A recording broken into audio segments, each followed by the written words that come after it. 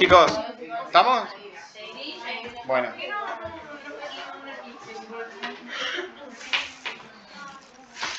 Alteraciones musculoesqueléticas. Profe, de la diapositiva 22 a la 54 está en blanco. Sí, está en blanco.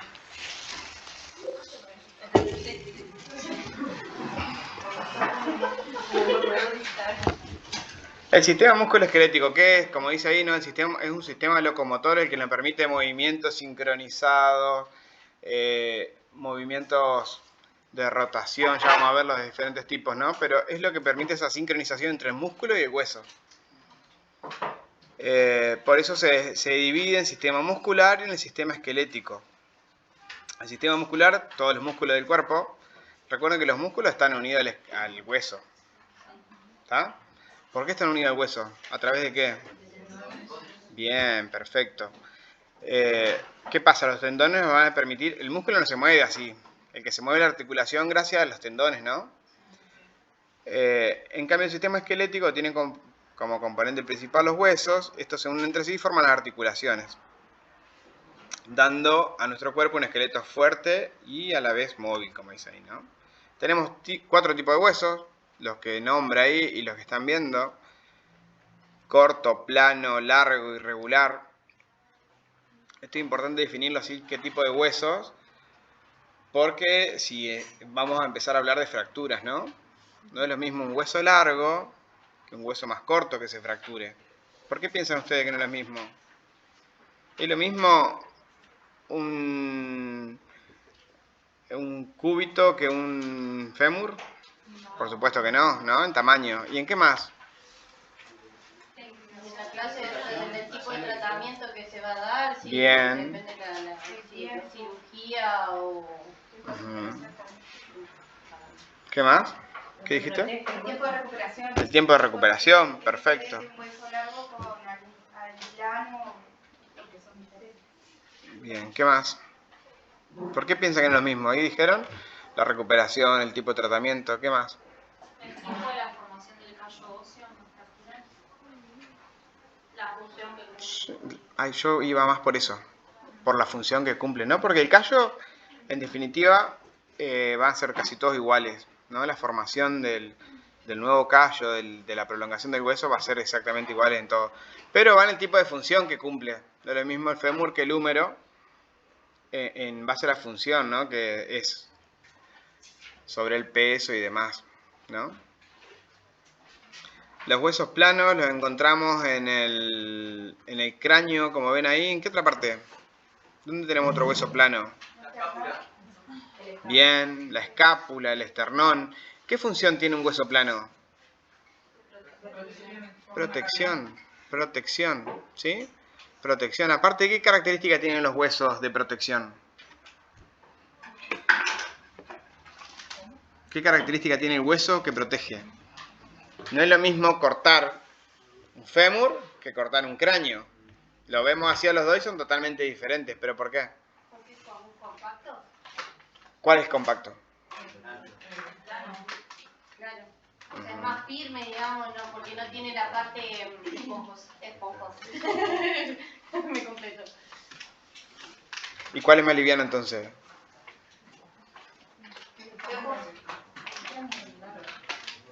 Porque vos decís compacto, yo al pensar compacto es algo compacto, sin aire, sin esponja, ¿así no? ¿Así querés decir vos? Bien. Eso sería el que definís vos, el de la cabeza, por ejemplo. Y el fémur más aireado. Bien. ¿Piensan igual?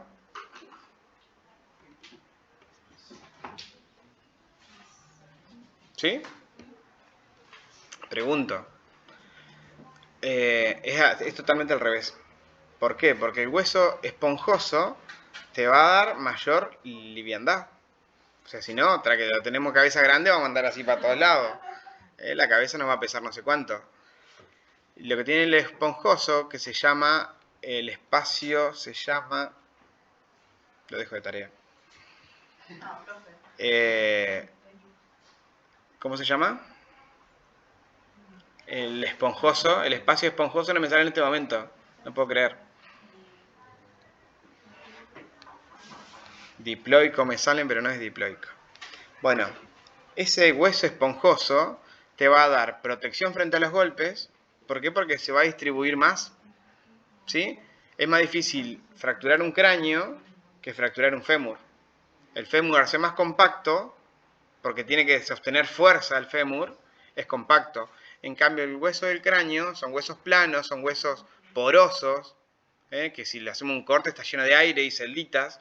¿Por qué? Porque tiene que dar protección, pero también tiene que ganar en peso. Y después tenemos los huesos irregulares, ¿no? Como ahí ven ahí el de la vértebra. ¿Qué característica tiene el hueso de la vértebra? Va para todos lados. Está compuesto por diferentes partes, principalmente un cuerpo. Que el cuerpo es el que está en contacto con la otra vértebra a través de ¿qué? De los discos intervertebrales. Eso va a ser importante para ver los trastornos musculoesqueléticos. Diploico. Diploico. ¿Estaba bien entonces lo que yo dije? ¿Dije diploico? ¿Viste? No estaba tan errado, ¿no? Bien, ese espacio así poroso se llama hueso, o el tipo de hueso así se llama hueso diploico. El hueso tiene vida, como dijeron, tiene que cicatrizar. Hay que tener en cuenta frente a una fractura ósea, que vendría a ser una de las cosas más que puede tener más hincapié en esto, en que el hueso se reestructura solo, ¿no? Va formando solo el callo a través de las distintas uniones. Eso quiere decir que el hueso no es una cosa inerte, sin vida, sino que por dentro, ¿qué va del hueso? ¿Qué corre por dentro del hueso? Si lo partimos al medio. La médula, ¿sí? El tutano. ¿Alguien me decía el tutano? El tutano, la médula ósea. Riquísima, riquísima en proteínas, un medio ambiente totalmente enriquecedor en distintas partículas. Y aparte, un medio transportador súper absorbible para medicamentos, por ejemplo. En emergencia utilizan la médula ósea para introducir medicamentos. Eso se llama, el acceso se llama intraóseo. Te hacen con un equipito, con un aparato, te colocan, te taladran el hueso, te ponen una aguja rígida que va directamente a la médula y ahí pasan líquidos y medicamentos y de todo. Eso en urgencia, ¿no? Porque no son vías que van a mantener un tiempo, por lo general, 24 o 48 horas. Pero el hueso por dentro de la médula es súper absorbible. ¿Tiene una osteomelitis? No se hace eso. No, ya lo vamos a ver más adelante, pero ¿qué sería una osteomelitis? Es una inflamación de la sangre, es una infección en la sangre que va por la médula ósea. ¿Están todos de acuerdo? En esa definición, osteomelitis. Tenés como 3 palabras ahí. Osteomielitis. Itis es una inflamación.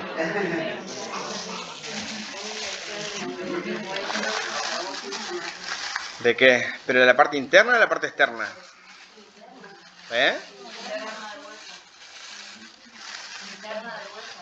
Interna del hueso. Sí. Ya cuando es una inflamación del hueso, es una infección del hueso, de la vaina que lo recubre, ¿no? Si llega adentro, chicos, si llega adentro a esta médula que estamos hablando, tenemos una infección muy grave. Por lo general no llega, pero sí es una infección del hueso, principalmente de la capa exterior. Pero cuando uno habla de osteomielitis, está hablando de una inflamación de la parte externa del hueso. ¿Qué se traduce en infección? O sea, no se te inflama el hueso, se te infecta el hueso. ¿Está? Cuando llega adentro ya es súper grave porque se hace generalizado. Como dice ahí, el hueso tiene vida. ¿Por qué? Porque los huesos, hasta que llegamos a una edad, están próximos a formarse, ¿no? Están continuamente en formación. Continuamente en formación en base a mucha unión de calcio, diferentes, principalmente del calcio y diferentes partículas, que hacen que se va prolongando esto, ¿no? Hormonas. Lo importante del hueso es el mantenimiento que tiene. Porque está bien, se desarrolló, llegó a un punto, pero luego el hueso se va continuamente, está teniendo ciclos de resorción y de osteogénesis. Estos ciclos de resorción y osteogénesis El ciclo de desgaste, en palabras groseras, es el ciclo de desgaste y de nueva formación. La reabsorción es el desgaste y la teogénesis es la formación. Hay diferentes procesos en estos dos que no nos interesa en este momento. Pero sepan que el mantenimiento es continuo, hasta que llega una etapa que no tenemos más mantenimiento, ¿no? ¿Cuál sería esa? La adultez, perfecto. ¿Entendés? Ahí ya hay una etapa de resorción. Claro. Porque tiene vida útil, gente. El cuerpo tiene vida útil también. Es como que, no sé si lo hablaron el viernes en la parte de vejez, pero digamos, ya hay ciertas patologías, que no sé si se llaman patologías, pero hay ciertos desgastes que ya son crónicos, pero debido a la edad. No es patológico, son desgastes que tiene el cuerpo. Entre eso, la osteogénesis ya empieza a decaer, listo. No se forma más el hueso, se desgasta, lo consume el mismo organismo. ¿Cómo lo puede llegar a consumir? El mismo organismo. ¿Lo puede llegar a consumir el hueso? Sí. Bien. Perfecto. Y hay una patología que es muy conocida. Bien. Hay una destrucción del hueso, pero no por consumo, sino que por una síntesis donde no hay más reabsorción y osteogénesis. ¿Sí? Queda el hueso súper débil porque no se va reproduciendo nuevamente o se reproduce de manera lenta. Hay tratamiento para eso. Pero en estos dos ciclos de mantenimiento no se están cumpliendo. Y después, por supuesto, tiene la capacidad de curación. Esta capacidad de curación tiene tres fases, que es la fase reactiva, la fase de reparación y la fase de remodelación. La fase reactiva es automáticamente luego de que ha tenido una lesión. Esto en todos los huesos. En todos los huesos.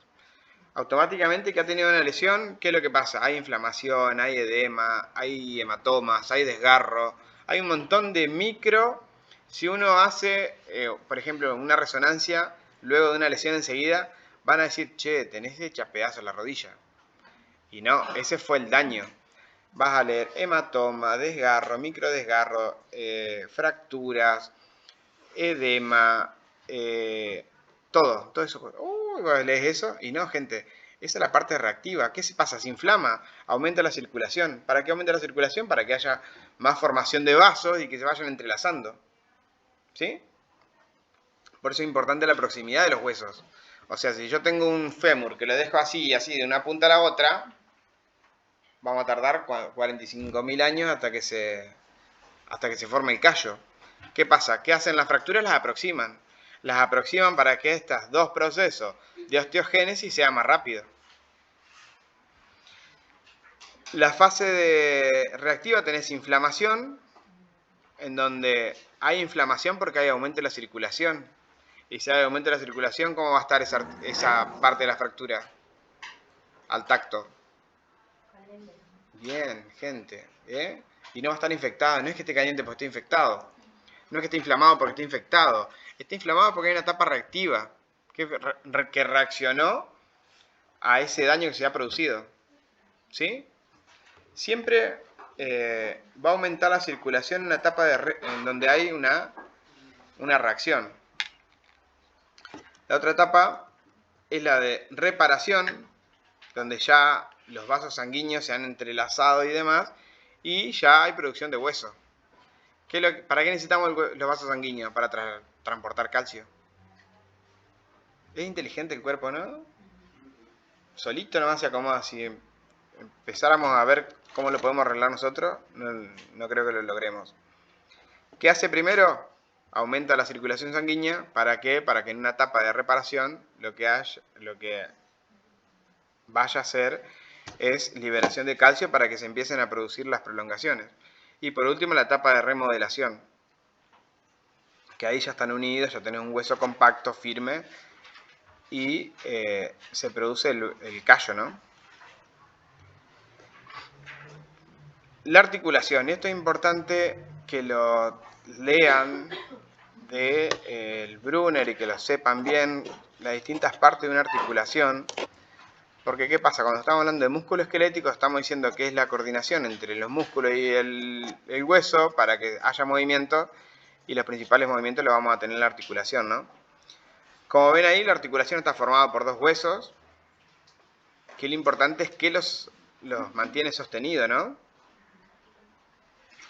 ¿Cómo se llama el líquido entre los huesos?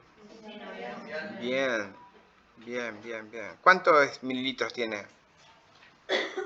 Aproximadamente. 10 mililitros, 5, 2, 1 litro. ¿Cuánto piensan? Y debe ser 10 porque, por ejemplo, en la parte de la rodilla se necesita bastante líquido para el movimiento.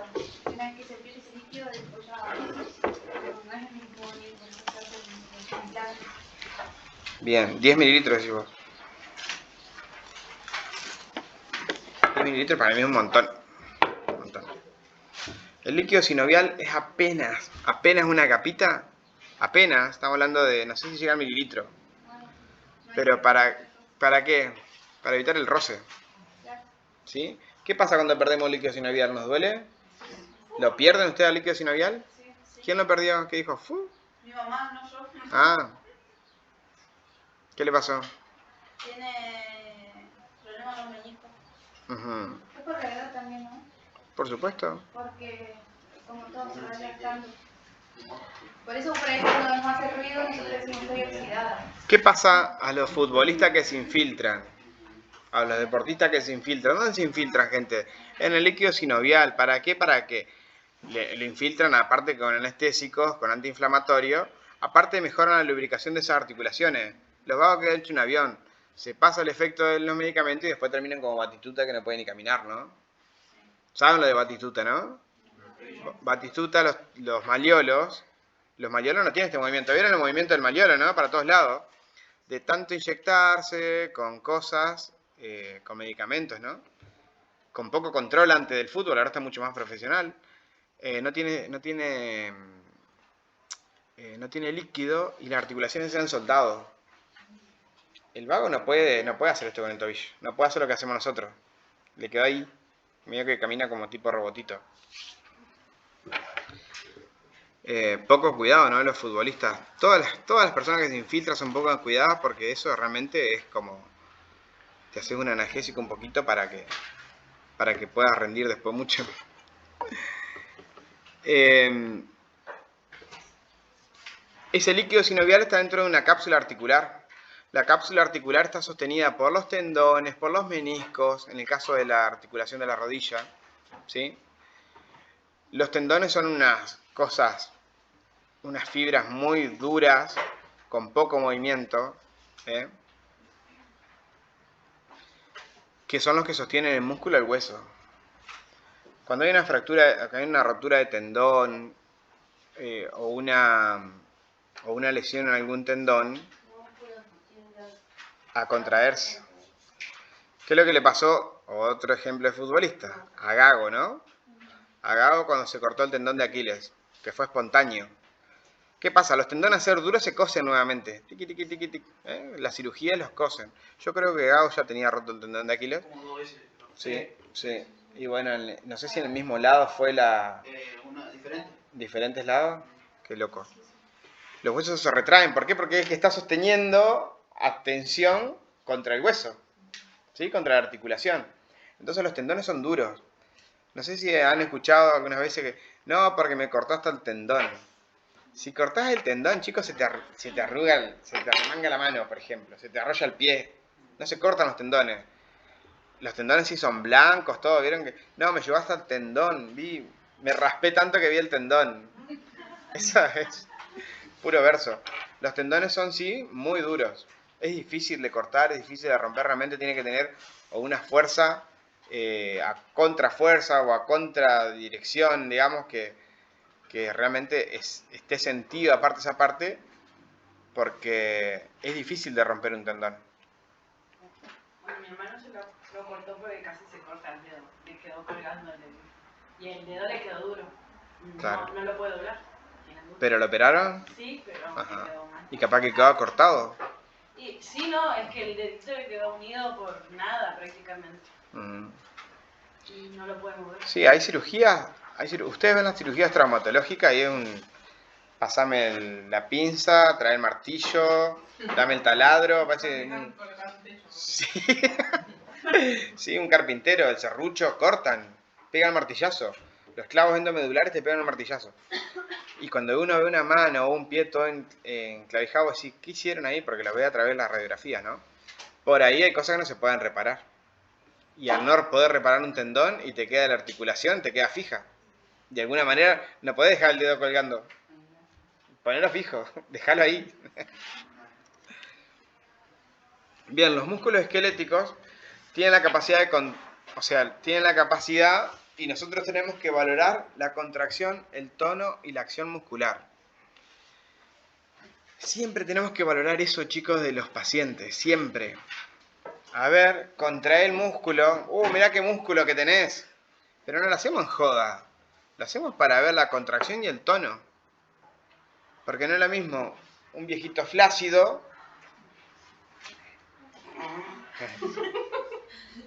No soy el mejor ejemplo. Que no tenga tono muscular. Y le pedimos que contraiga y no tiene fuerza. Y ahí vemos un desgaste ya en el músculo. Que ya vamos a ver cómo se produce. Pero lo que tenemos que valorar son esas tres cositas que dice ahí. No, vos sabés que lo contrajo bien a músculo con un buen tono y con una buena coordinación muscular. Listo, fantástico. Esto te dice un montón. ¿Y cómo está el tono? ¿Aumentado? ¿Disminuido? ¿Cómo está la contracción? ¿Está coordinada? Las características del músculo ya las saben, ¿no? El músculo está formado por miofibrillas, ¿sí?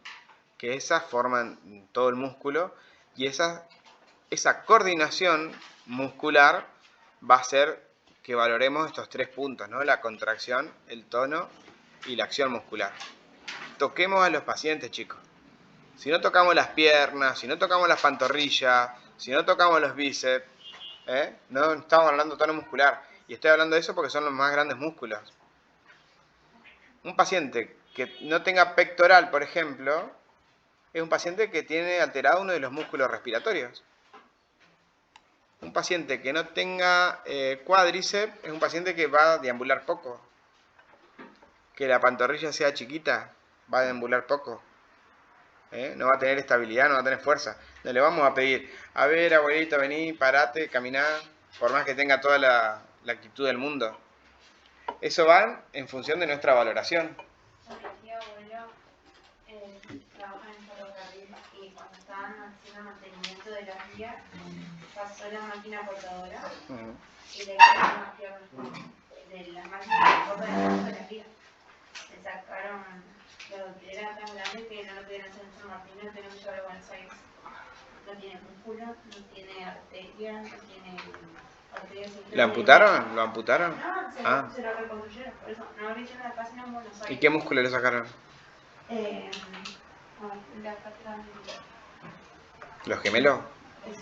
Ajá. Exacto. No se llaman los gemelos, pero... Le sacaron piel, todo, el pecho, todo para... Hacen una reconstrucción. ¿Y tiene alguna alteración? No puede caminar mucho, Ajá. se recrea, le quedó deforme, por así decirlo. ¿Y la actividad física que tiene? ¿Y la actividad física que tiene? ¿Vieron, chicos? Eso, el músculo, capaz que el pulmón y el corazón están fantásticos y la cabeza más todavía. Pero tiene un problema muscular que te hace que te limites, te lleva a alteraciones. ¿Sí? Pero solo valorando. ¿Por qué está acá, señor? No, porque estoy con una apendicitis. Ah, bueno, no, mira, está re bien el paciente una apendicitis. Y no valoramos la acción muscular y probablemente ese paciente no se mueve en la casa o camina poco. Porque tiene 32 años y se cayó de la moto y le pasó lo mismo. ¿Sí? Entonces valoremos los músculos, valoremos contracción, tono y acción muscular. ¿Cómo podemos valorar la contracción? ¿Qué es lo que podemos hacer nosotros? Aparte de decirle, a ver, contrae el músculo. El movimiento del músculo es decirle al paciente que doble la pierna y ver la contracción. Bien. ¿En qué dijiste? ¿Por acá? No, el movimiento también. Bien. Cuando camina, o sea, ¿Qué tipo de movimiento? De flexión. claro, o extender la pierna. Flexión, extensión, coordinación muscular. O sea que la contracción la vamos a medir también con con el tono y con la acción muscular. Pero siempre pidiéndole al paciente. ¿Qué pasa si tiene una fractura? Y no le puede decir, che, a ver, mueve la pierna. ¿Cómo se llama ese tipo de contracción? ¿Qué hacemos nosotros? Contraigan la pierna ahora o la pantorrilla o el brazo. ¿Cómo se llama esa contracción? Contracción sin movimiento. ¿Cómo se llama? Eso es un ejercicio para recomendar a todos los pacientes que están hospitalizados en una cama. En este caso estamos hablando de músculo esquelético. Por ejemplo, un paciente con una tracción esquelética. ¿Cómo se llama ese tipo de contracción? Bien, contracción isométrica. Le pedimos que contraiga sin mover. Pero esa contracción isométrica va a hacer que valoremos el tono, va a hacer que valoremos la contracción de ese músculo. ¿Sí? Contracción isométrica. Es una interacción de enfermería.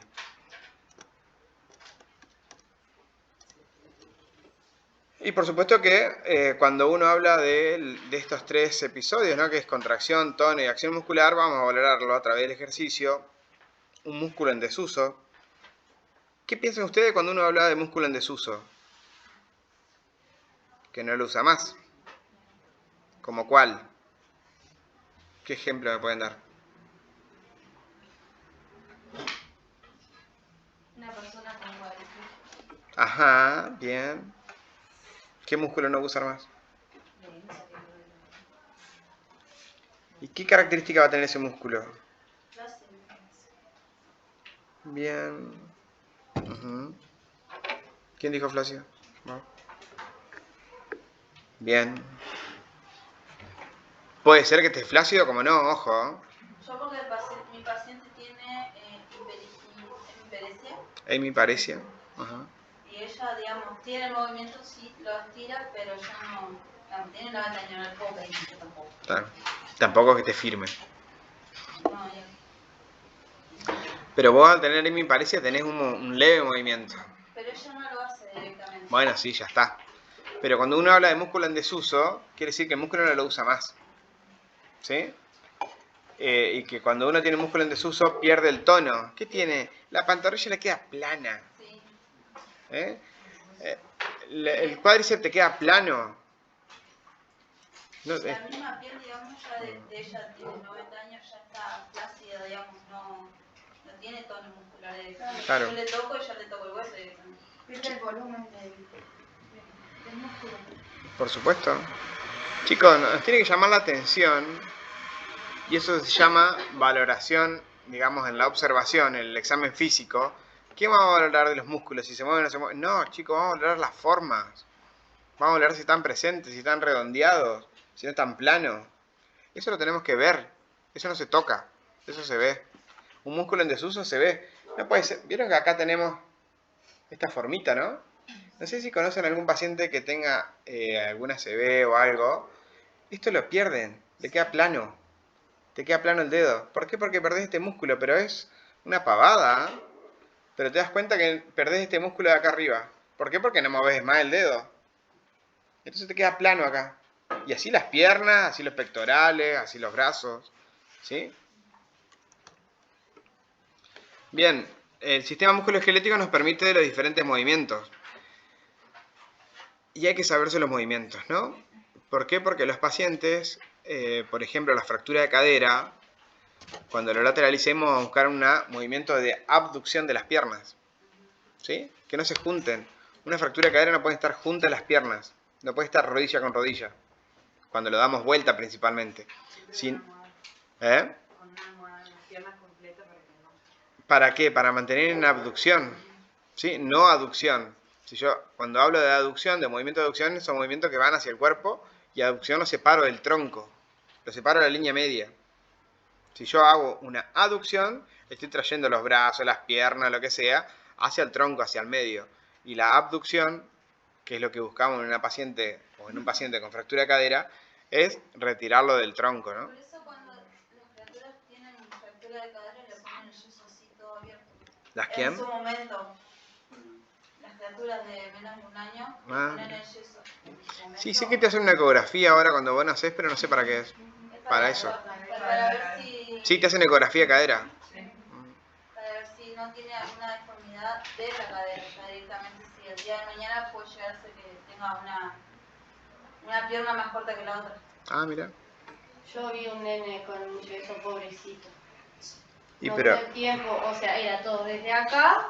Lo Ujú. único que tenía era, digamos, para que pudiera orinar y pudiera ir de cuerpo, y un palo de escoba literal entre medio de las palitas, así, pobre criatura, y todo el día upa. Bueno, no se acuerda de nada después.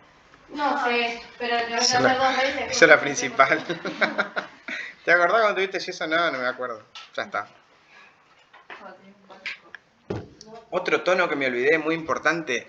Gente, valorar la mandíbula. Un paciente que no deglute, a ver, apretá los dientes.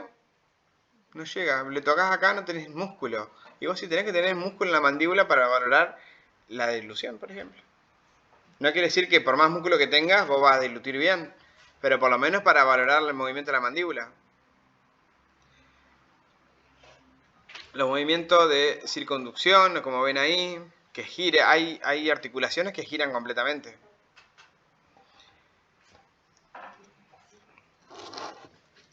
¿Qué vamos a valorar del sistema musculoesquelético? Como siempre, casi siempre empezamos por el dolor, ¿no? Dolor sordo y agudo, dice ahí. ¿Por qué piensan ustedes que un dolor tiene que ser sordo y agudo? ¿A qué se refiere un dolor sordo y un dolor agudo? ¿Eh? ¿Cuál sería ese? ¿El sordo o el agudo?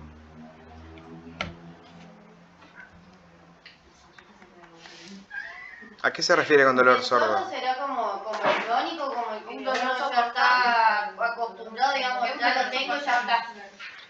¿Se entiende eso? Sí, dolores crónicos. Pero cuando hablamos sistema musculoesquelético estamos hablando de dolores sordos que no le damos bola. Pero realmente le duele al paciente y lo limita a hacer una cantidad de cosas. Como nosotros el martes, que no podemos. Pacientes que sufren de ¿Qué pasó el martes? ¿Qué tal? hernia de disco y eso, pueden vivir, digamos, con eso. Claro. Sienten dolor, pero es como que igual el cerebro como que lo va ocultando porque se va acostumbrando. Una vez Sí, que como vos las la personas que tocás, hacen trabajo pesado, digamos, toda su vida, entonces si le doy la cadena es porque toda mi vida trabajé levantando cosas. Pero lo limitan. lo limitan. Lo limitan una cantidad. Eso es lo importante de nosotros identificarlas en qué lo está limitando. Bueno, yo tengo paciente que no alza a los hijos, él no puede, Ujú. él tiene hijos chiquitos y no puede porque tiene hernia de disco. Todas las semanas tiene que hacer, va a kinesiología, se hace Ujú. masaje, va al osteópata, porque tiene hernia, tanto cervical como lumbar. Y él no puede hacer casi nada, digamos, lo que es eso, fuerza. Sí puede trabajar, vive su vida, pero no puede hacer fuerza, no puede hacer nada. Bien, eso hay que identificarlo, gente. Porque, a ver, tener un dolor crónico, está bien, no tomen antiinflamatorio, nada. Este es tuyo el dolor, ¿qué me importa? Pero identifiquemos qué lo está alterando en la vida diaria. Principalmente desde la parte de salud, ¿no? Ver si puede hacer actividad física, ver cómo se alimenta, ver si puede sentarse en el inodoro, gente. ¿Cómo es el inodoro de tu casa? Y capaz que tiene un inodoro que no levantado así porque no se puede sentar.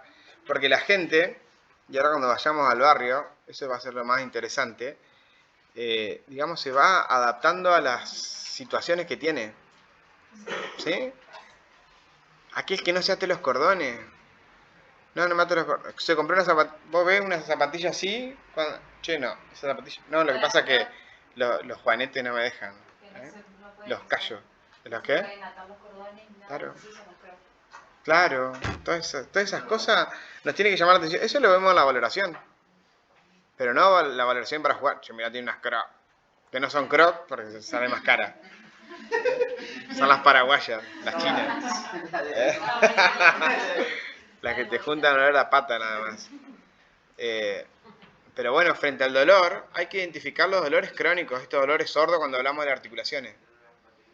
Yo el otro día me dolía la rodilla, les juro que me costó un montón, como que me limitaba. La primera vez que sentí eso me cagué entero. que me limitaba para subir los escalones. ¿Vieron cuando querés apoyar la rodilla derecha? Yo dije, no puede ser tan pelotudo, decía yo. ¿Eh? Claro, puede ser. Me llevó un tiempo más recuperar, se recuperó sola. No fui a ningún lado, pero es reposo. Que una de las intervenciones nuestras frente a este sistema es el reposo, no hay magia tampoco. También pasa, profe, con las personas obesas que la mandan a hacer Bueno, una dieta. basta.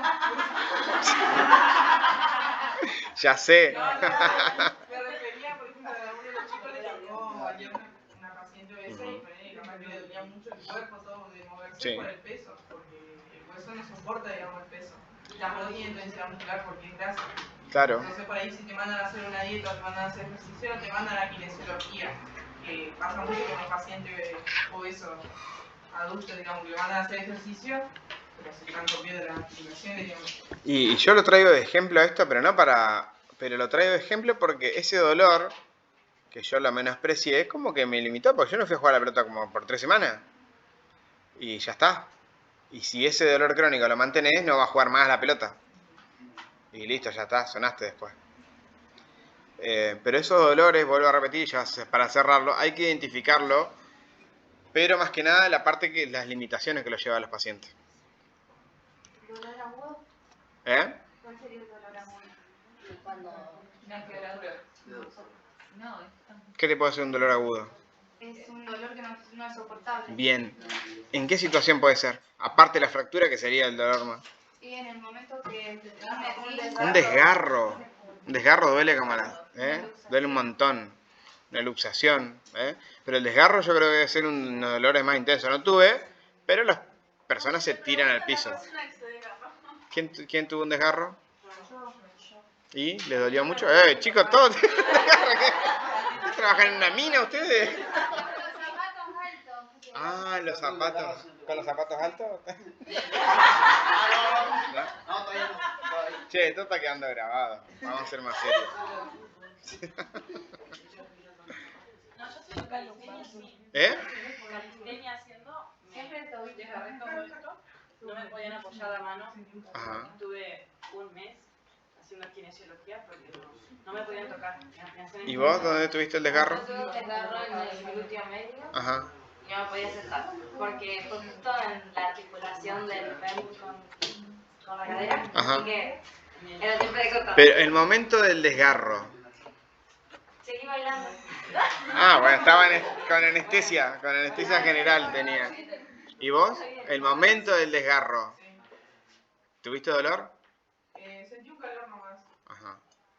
después no podía pisar, estaba jugando a la pelota.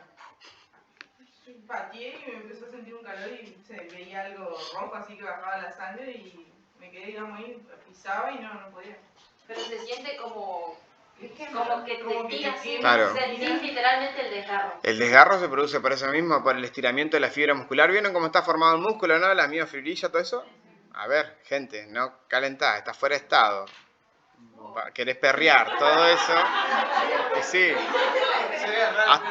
Hasta el piso. ¡Ah! Ya está. ¿Por qué? Porque no preparamos ese músculo. Porque no preparamos ese músculo. Y esto viene, gente, un paciente internado una semana.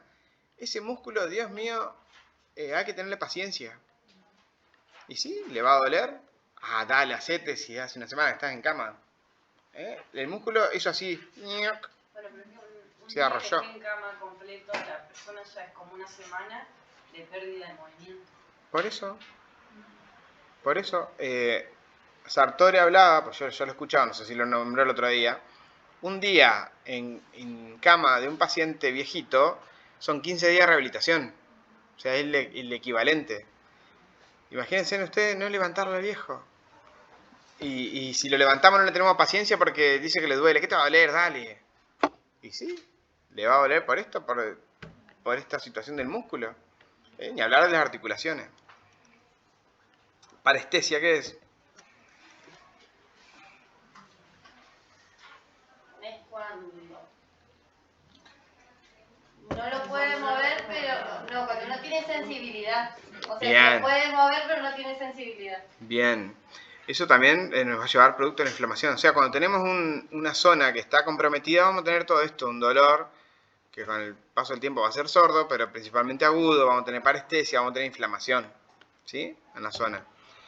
Otra de las cosas que vamos a valorar en el examen físico va a ser la postura. ¿Cómo valoramos la postura? ¿Está para un lado? Si está firme, cuando se sienta, si no está encorvado. Bien. ¿Cómo pone la Porque no pierna? necesariamente la postura se valora parándolo al paciente. A mí creo Si está en cama y está en posición fetal, Claro, a ver si hay muchos pacientes que vos lo querés parar, no lo parás, lo sentás a 90 grados y se o van para adelante o se van para el costado. Gente no tiene musculatura en el tronco. No tiene musculatura en el tronco. Entonces hay que valorar la postura, a ver, ¿es capaz de este paciente de...?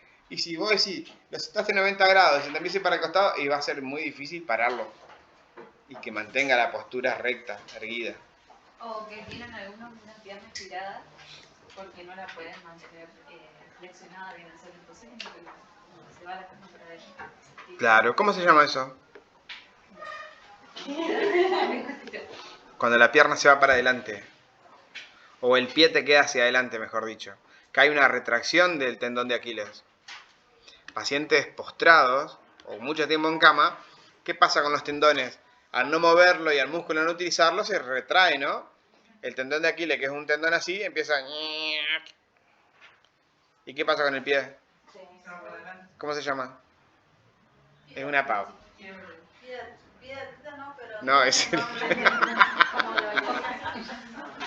es el que tenemos todos. No sé. ¿Cómo se llama, chicos? Es una pavada el nombre, ¿eh? Que todos los pacientes postrados lo tienen. El 90%. Fíjense si han atendido a algún paciente o han tenido algún paciente, la patita hacia adelante. ¿Lo tienen? Pie péndulo se llama. Pie péndulo. Está hacia adelante. ¿Por qué? Porque hay una retracción por desuso del tendón de Aquiles y del músculo. Entonces, no puede hacer esto, no se estira el tendón, sino que se contrae y se queda para adelante. Eso es una acción totalmente nuestra. Nosotros los pacientes en terapia intensiva, por ejemplo, que han tenido un trauma de cráneo, que por lo general la internación es prolongada, le ponemos las zapatillas. ¿Para qué? Para mantener el pie así. ¿Para qué? Para que el tendón no se contraiga. La marcha, ¿cómo la vamos a valorar?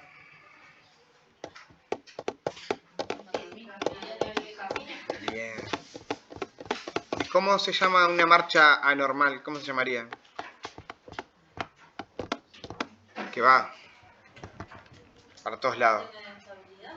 ¿Cómo se llama eso? No, camina bien. O sea, se mantiene caminando. Pero sería como un sábado a la noche. O un domingo a la mañana.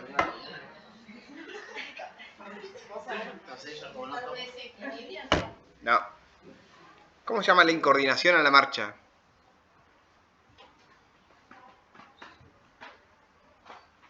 Ataxia. ¿Sí? A ver, señor, camina hasta la pared.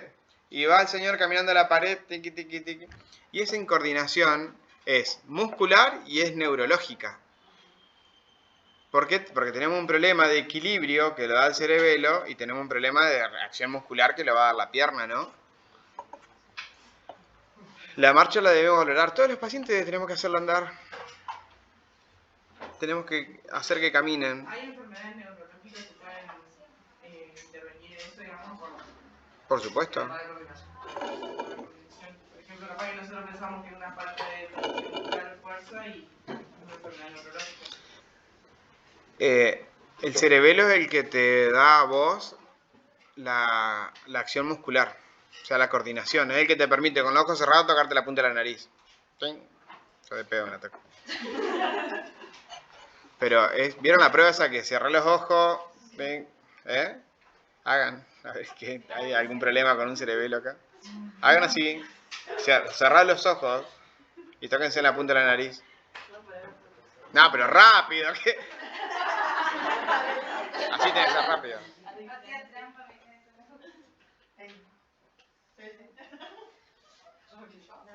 Sí, todos. No, así te estoy diciendo. ¿Así? Bien.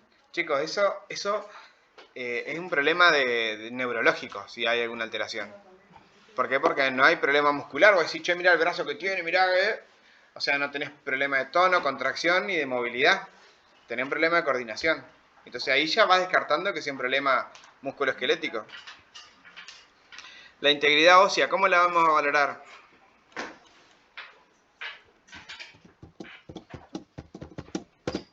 Viendo si no hay alguna protuberancia, por ejemplo, en el caso de si no hay alguna deformidad del hueso también. Por ahí, depende de la edad del paciente, también se puede ver o para cualquier lado los huesitos. Bien. Si bien hay estudios que te dan esto, ¿no? Que es la desintometría ósea, para ver vos qué densidad tienen los huesos, pero ella tiene que sospechar que o tiene que tenerlo presente que una paciente principalmente femenina, por arriba de los 50, 55 años, y un grado de alteración de la integridad ósea tiene que haber. O sea que la integridad puede estar comprometida. Después sí vamos a valorar a ver como si hay deformidades óseas o no. Pero la integridad ósea es a través de la desintometría ósea. La función articular, le vamos a pedir, mueva para todos lados. Hay diferentes movimientos que ni me interesan porque esto no es traumatología. Pero cada movimiento de los huesos tiene un nombre. Que si uno está trabajando en un servicio de traumatología lo tendría que conocer. Porque no es lo mismo que con la pierna clavada en el piso giremos la rodilla hacia afuera que hacia adentro, ¿no? Tiene un nombre eso. No es lo mismo el movimiento del brazo hacia atrás, hacia arriba. Pero siempre debemos valorar la función articular. Y eso es la integridad, o sea, ¿nosotros cómo hacemos para valorarlo con el estudio ese que se hace?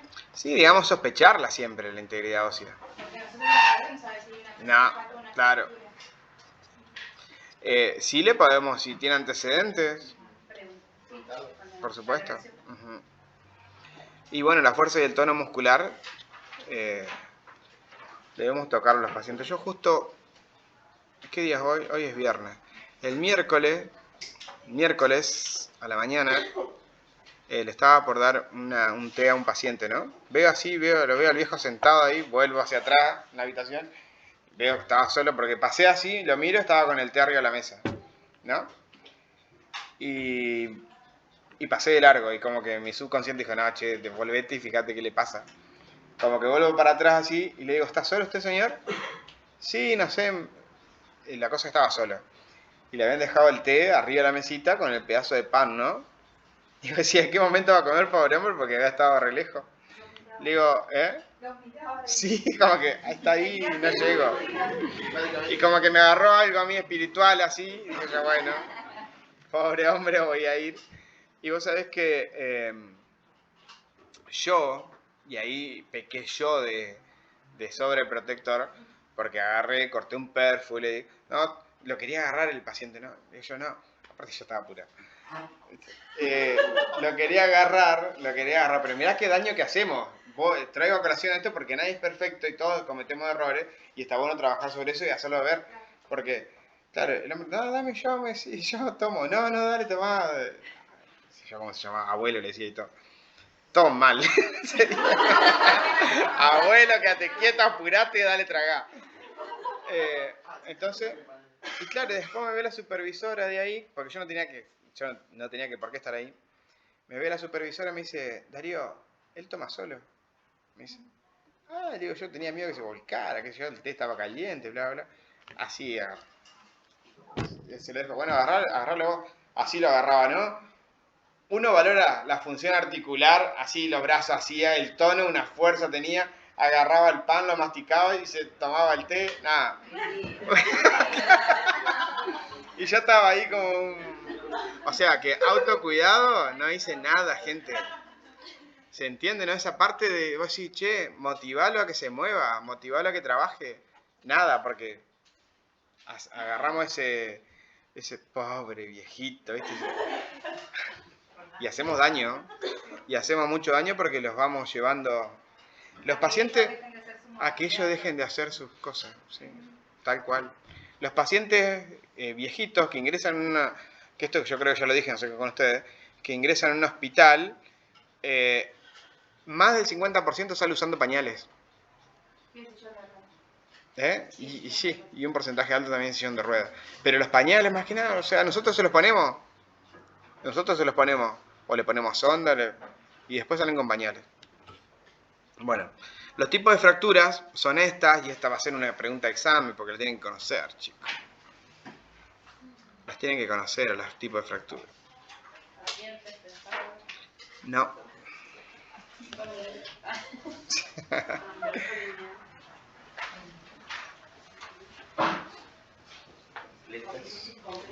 Ahí ven todos los nombres, ¿no?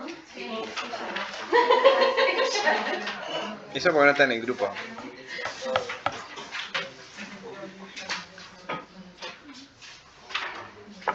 El año pasado para estar en un grupo que se fue mal. No fue mal. De todos ese tipo de fracturas, las que más llevan, las que más se complican, ¿cuáles piensan ustedes que son? La oblicua desplazada.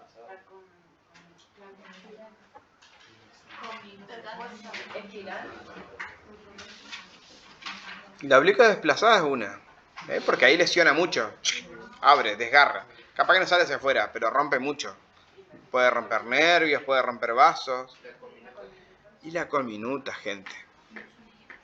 La conminuta se vuelve hecho trizas el hueso, y como ya dijimos, el hueso tiene circulación interna. Tiene vida. Entonces, todo ¿Más eso, comunes o más importantes serían? no, lo que más daños hacen. Más daños. O más difícil la reparación. Más el tiempo de rehabilitación. Estos pacientes los vamos a tener internados y los vamos a tener con distintos tipos de dispositivos, que esto con un yeso muchas veces no va. Sino que es otro tipo de tratamiento. Por ejemplo, ¿han visto los pacientes o las personas con tutores externos? Con tutores externos. Son esos fierros que les ponen, andan caminando, andan caminando en la casa, o sea, con muletas, todo, pero andan en la casa con el fierro hacia afuera. ¿Lo han visto? Bueno, eso se da más que nada en las fracturas conminutas. ¿Por qué? Por aplastamiento. Quiere decir que ese tutor tiene que estar ahí para que los huesos estén ahí continuamente. ¿Ese es permanente? ¿Quién me preguntó? Son prolongados, no son permanentes. Y hasta que se forme el tallo, pero es como que hay tanta destrucción ahí en la zona que necesitan sí o sí que se mantenga esto ahí por mucho tiempo. Un yeso puede ser que se muevan así, puede haber un movimiento, pero el tutor externo va a hacer que se fije ahí de esa manera y que no se mueva. Son tratamientos, no sé. Y también se usa para estirar también el hueso. Para ir estirando los tendones, para que lo Claro, vos con lo que lo regulás, lo acercás. A los huesos lo acercás porque lo vas regulando. No sé cómo se regula. Vos regulás la altura de los huesos. Pero las fracturas conminutas, por ejemplo, el 99% de ese tipo de fracturas lleva tutor externo. O sea, no se soluciona ni con un hueso, ni con un clavo, ni con nada, porque no tenés clavo, porque tenés el hueso roto. O sea, metés un clavo y no va a quedar nada. Y las oblicuas desplazadas son las que lesionan mucho. Y puede ser que sean expuestas, y puede ser que lesione mucho nervio, mucha arteria, mucho vaso venoso, mucho músculo, que hace que no solo que se dificulte la formación del callo, sino que puede traer cosas sumadas, ¿no? Infecciones, bacterias, claro. Bueno, esa fractura tuvo mi mamá cuando yo era chica. Me acuerdo que estuvo en cama mucho tiempo ella, con la pierna totalmente hasta arriba, digamos, pero había sido acá abajo, pero todo inmovilizado hasta arriba y estuvo 9 meses. 9 meses. ¿Y por qué se fracturó? Se cayó. Una caída tonta fue, digamos, pero se fracturó. ¿Tibia y peroné? No, solamente la tibia. Esos son los tutores. Vos ya vas más adelantada. Vos decías, ¿cuánto falta? No. ¿Qué tipo de fracturas son las fracturas cervicales que ponen todo eso acá a la cabeza? Bueno, vos los tutores externos los ponés, eso no es una fractura, por ejemplo. Vos los tutores externos los ponés para fijar, para que no se mueva. ¿Por qué? Porque tenés una lesión que puede ser en el disco, puede ser en la vértebra, puede ser una fractura en la vértebra, que vos necesitas que se quede quieto. Entonces te ponen ¿vieron los cascos esos que tienen? Y te ponen acá. Claro. Pero eso, bueno, ahora ya no se usa tanto eso. ¿Por qué? Porque hay medicamentos que te desinflaman, porque lo que vos corres riesgo ahí es que tengas una lesión medular. Entonces ya hay tratamiento un poco más invasivo de la parte de medicamento y no invasivo de la parte de intervencionismo. Porque vos sabés andar con todo eso. La férula de Forrest Gump. Bien, frente a las modalidades de atención de los sistemas musculoesqueléticos vamos a encontrar cómo vamos a atender esas alteraciones, ¿no? Lo que todos conocemos es la forma de yeso, que los yesos son principalmente de... Sí, ya sé. Escayolas. Ah, no sé. Bueno. Está bien, si decís escayola está bien. Si decís yeso está bien. Férulas. Férulas, ¿qué más? Y bueno, entonces... Chicos, ¿cuál era el objetivo principal del yeso? Bien. Qué lucidez este grupo. Claro, ya está, vamos todos al hospital.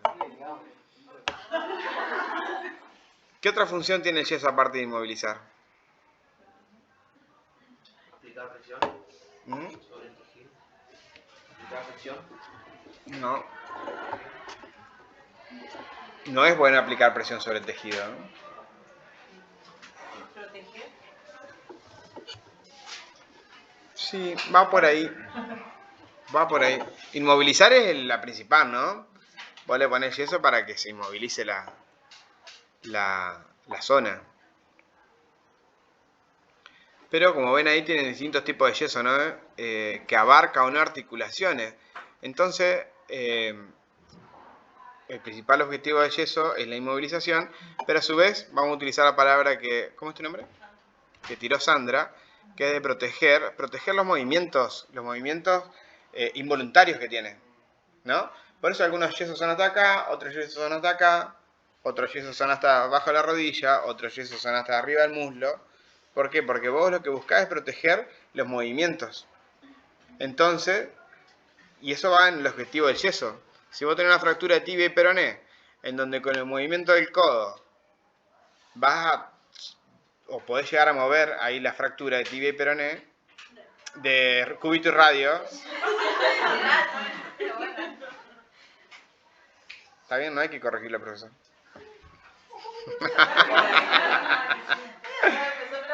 De cúbito y radio, ¿qué pasa? A veces te ponen el yeso hasta acá. ¿Pero qué? Para proteger los movimientos. ¿Sí?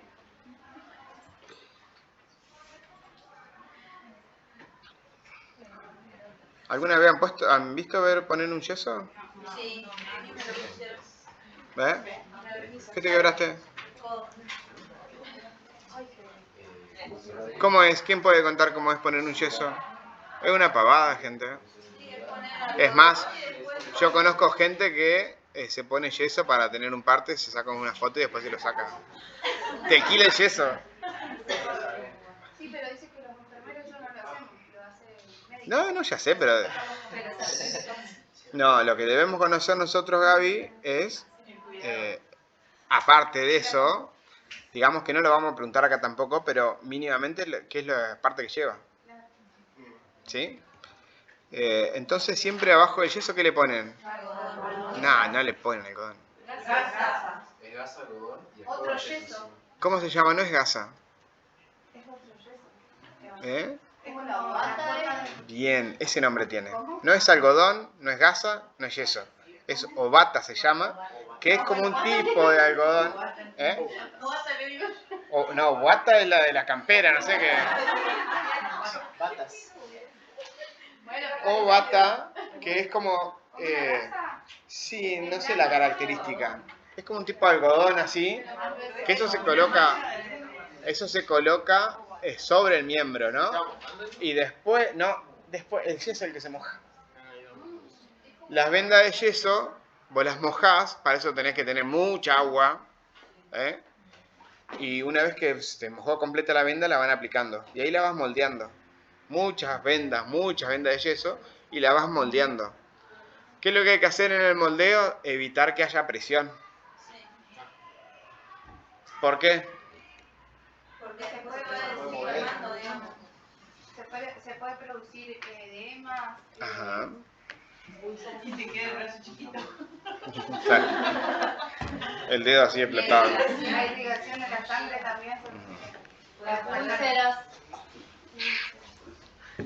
Por eso siempre tienen que entrar un dedo por los yesos. Y la aguja. Ajá, que sí, crece. Y la... Para rascarte.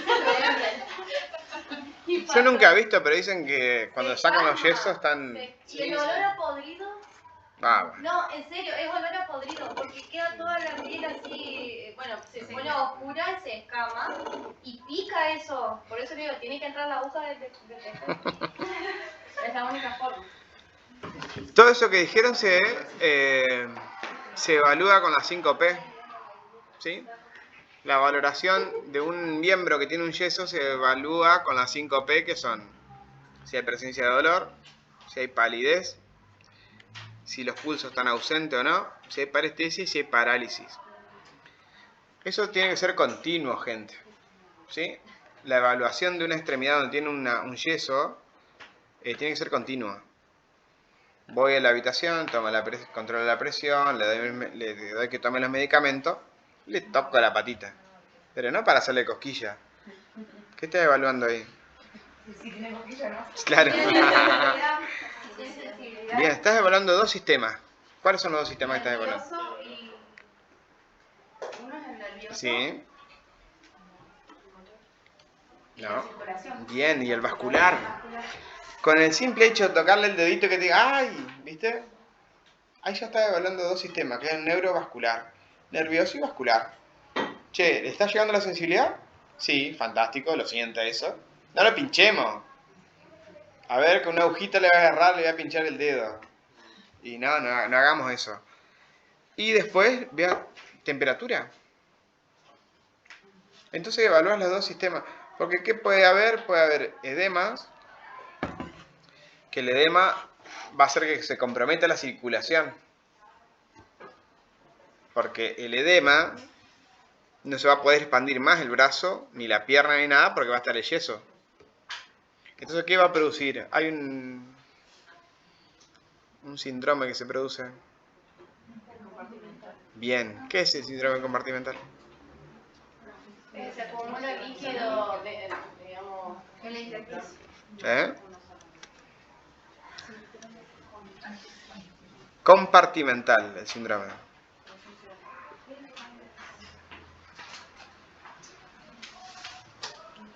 ¿Qué piensan ustedes que produce? ¿O por qué se produce, mejor dicho? Por la producción de líquido. ¿Mm? Por la inflamación. Por la inflamación, no por la presencia de líquido. Por la inflamación. ¿Eh? Por la inflamación. Gente, la piel se estira. Se estira hasta que no se puede estirar más. Acá porque tiene yeso. Pero si no tuviera yeso, llega un momento en que no se puede estirar más. Y la presión que genera dentro, ¿qué es lo que ocurre con los vasos? No va a permitir ni que la sangre vaya ni que vuelva. ¿Qué va a producir eso? Inflamación. Más edema. ¿Qué puede producir? Un compromiso completo del miembro. ¿Sí? Del miembro afectado. El síndrome compartimental es un problema potencial de las personas con yeso. Por eso la valoración neurovascular es uno de los puntos más importantes. Debe ser continuo. Entré a controlar los signos vitales y le toco el dedo. Voy a darle la medicación, le toco el dedo. Le cambiamos la sábana, le toco el dedo. Continuo. No voy a registrar, le toqué el dedo y... Control neurovascular se pone. Como intervención. Las úlceras por presión, que bien dijeron. Las úlceras por presión, lamentablemente muchas veces no las vamos a ver. Pero si el paciente refiere dolor, lo que se hacen en los yesos, por ejemplo los largos, se hacen ventanas para valorar los sitios de apoyo. Los malleolos principalmente, o el calcáneo, o sea el talón o el tobillo, se hacen ventanitas ahí para ver. porque son los sitios de apoyo, para que no se formen úlceras. Y el síndrome de desuso, que lo dijeron muy bien hoy, que es cuando el músculo pierde el tono, la vitalidad. ¿Sí? Ahí tienen dos imágenes, ¿las ven? De dos piernitas. Bueno, esas dos piernas, fíjense en lo que es el paciente que tiene la pierna roja, terrible, ¿no? Es un síndrome compartimental, está tenso ahí adentro, gente. Está tenso. ¿Qué es lo que se hace ese síndrome compartimental? Lo que se hace abajo, se abre el músculo, se hace una fasciotomía, que se llama, que a través de la fascia del músculo, ¿vieron todas esas liñitas que tienen los músculos? O sea, el manojo de miofibrillas forma una fascia. Lo que se hace es una fasciotomía, se va abriendo por ahí, por esa línea. No se abre así, no se corta el músculo, sino que se sigue la línea del músculo. ¿Para qué? Para liberar presión. Quedan los músculos para afuera, horribles. Parece, no sé, a ver. ¿Por qué? Porque se abre así y muchas veces se pone un punto en el medio. Entonces queda el músculo para afuera acá y queda otro pedazo de músculo para afuera acá. Y así liberas presión, porque si no liberas presión perdés el miembro. Una fasciotomía, que tampoco la vamos a preguntar, ni los cuidados, ni nada, es una intervención ya súper invasiva. La mortalidad de una fasciotomía es elevadísima. ¿Por qué? Porque está expuesto, no solo eso, sino que aparte la intoxicación con toda la formación que vos hiciste antes. Esa pierna roja que ven ustedes ahí, lo que tiene ahí es una microcirculación totalmente alterada. ¿Sí? Mucho ácido láctico. Que ese ácido láctico, una vez que se empieza a recuperar, se libera el torrente sanguíneo y los pacientes terminan mal.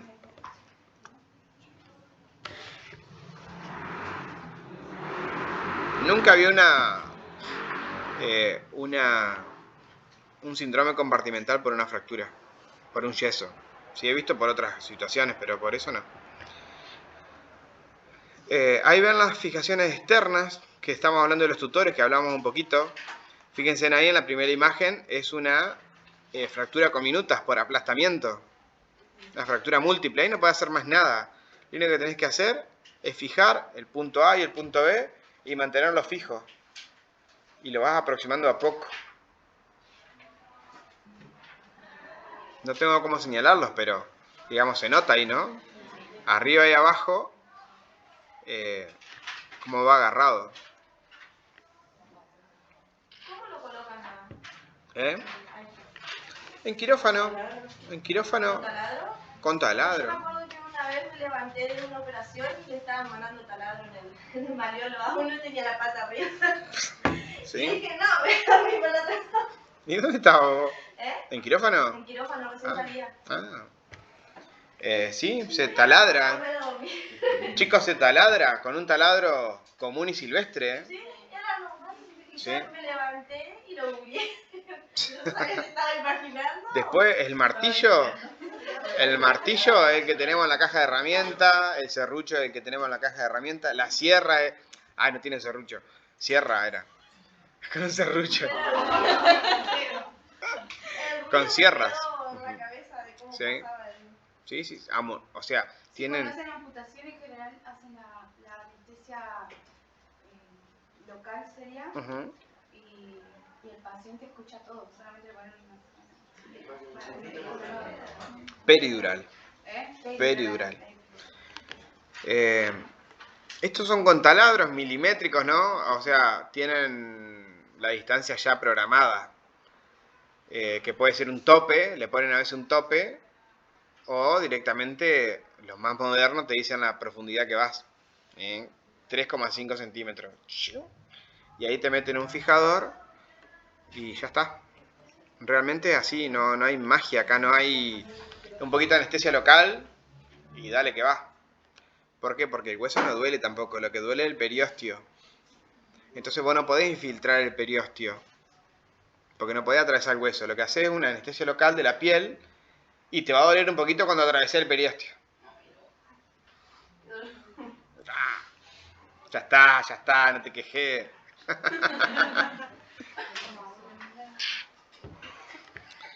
Como dijimos anteriormente, estas fijaciones externas son para fracturas abiertas y con minutas. El 99% de los pacientes que vean así que tienen eductor externo es con minutas, es por un aplastamiento, es por una fractura grande, en donde está todo desparramado adentro, no hay otra manera, no hay un yeso. Las tracciones, que probablemente sea lo que más vamos a ver ahora, tenés diferentes tipos de tracciones. Las dos que vamos a ver son las tracción esquelética y la tracción cutánea. La tracción cutánea es no invasiva y la tracción esquelética es invasiva. Los principios de la tracción debe ser continua. ¿Cuál es el objetivo de la tracción? Esto sí es estirar el hueso y mantenerlo fijo. ¿Sí? Como las tracciones externas, pero con huesos largos.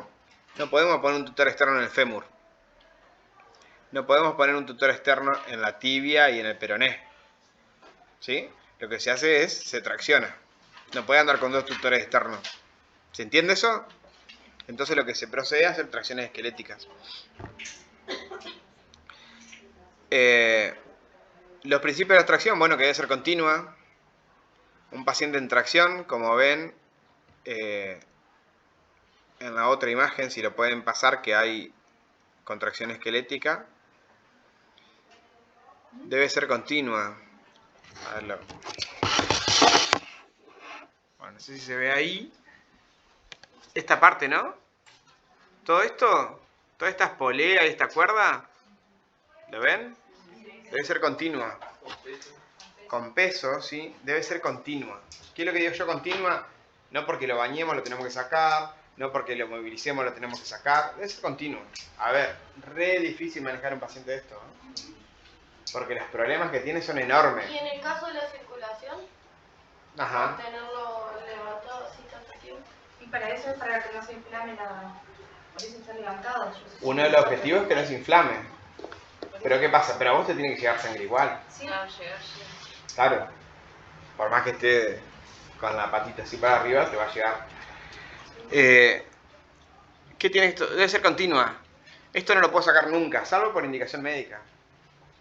Porque si lo saco, se contrae. Entonces, tengo que mantenerlo estirado. Porque si lo saco, el músculo que va a hacer con el hueso, lo va a llevar de nuevo. Y después tiro de nuevo, ¡ay, papá, el dolor! ¿Ah? Duele un montón. Duele un montón y no se puede anestesiar esto. Entonces uno de los objetivos es mantenerla continua. Nunca se interrumpen, como dice ahí. Los pesos no se retiran. Hay que hacer una tomografía. Y es complejo y probablemente no se haga una tomografía. Pero si lo tienen que trasladar... ¿Cómo era el peso? ¿Eh? El peso era, ¿cuánto era el porcentaje del ¿Cuánto? peso, digamos, que le ponen a cada paciente? ¿Cuánto es? Era el 10% del peso corporal. ¿Se entiende eso? Ya ahí vamos a llegar a esa parte, pero lo dijiste vos. El peso que lleva una tracción esquelética es el 10% del peso del paciente. ¿Cuánto pesa usted, señor? 90 kilos. Listo, ponemos una pesita de 9 kilos. Pesa 70 kilos, ponemos una pesa de 7 kilos. La bibliografía por ahí dice otro peso, pero lo que corresponde dice entre 7 y 12, me parece, no sé cuánto. Pero lo que corresponde es que sea el 10% del peso del paciente.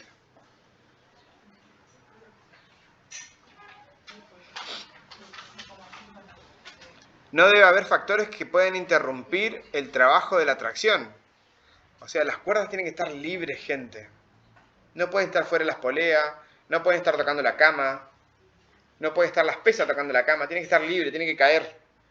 Cualquier cosa que interfiera va a hacer que trabaje mal. Va a hacer que el músculo trabaje a favor de él, o sea, que aleje las puntas del hueso. El paciente debe estar alineado. ¿Qué significa estar alineado? Que no se puede mover. ¿Eh? No, es que el paciente ahí dice, el paciente debe estar alineado. Que tiene que estar a la altura que se quedó la... tiene que estar a la altura de donde se encuentra... No. Cuando uno dice paciente debe estar alineado, ¿a qué se refiere?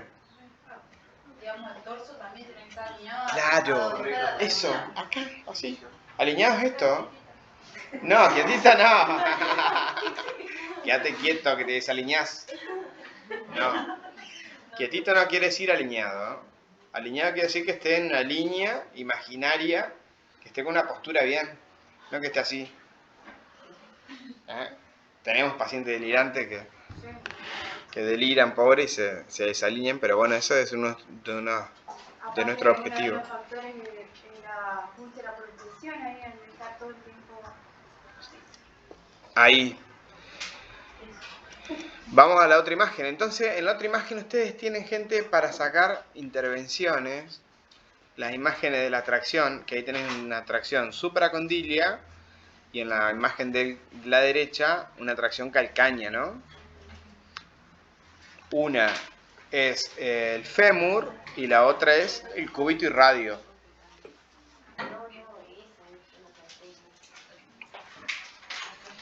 ¿Qué puede tener, aparte, qué problemas potenciales puede tener aparte de la úlcera por presión? Y ahí infección en los... Bien. En el ingreso de los clavos. Bien. ¿Qué otro problema potencial?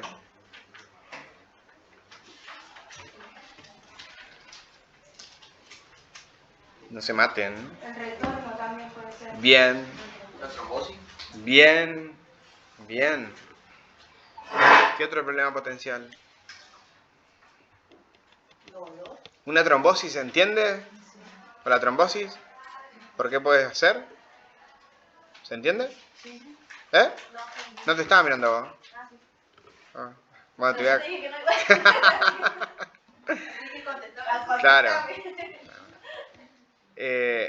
La trombosis, chicos, se puede producir por el lentecimiento de la circulación sanguínea, por la no contracción muscular, porque la sangre vuelve al corazón por contracción muscular. Entonces tenemos la patita allá arriba. El paciente no le decimos, hace contracciones isométricas, comprimí el músculo, ordeñé esa vena, porque yo al apretar el músculo, lo que hago es apretar la vena. Entonces favorezco la circulación, el retorno venoso. No muevas la pierna así, porque no va a poder. Claro, Contraer. cuando te hacen extracción de sangre, tenés que estar solo. Claro, porque... Para que salga más rápido. Bien. A este paciente le vamos a decir que haga contracciones isométricas. Hace así. Vamos a valorar el tono, vamos a valorar la contracción y a su vez le vamos a ayudar en el retorno venoso. Porque los pacientes tienen una alta probabilidad de trombosis venosa profunda. Y que esa trombosis venosa profunda se transforme en un tromboembolismo de pulmón. ¿Sí? Altas probabilidades, altísimas. Entonces, si no le decimos mínimamente hacer contracciones isométricas, no estamos haciendo nada para prevenirlo.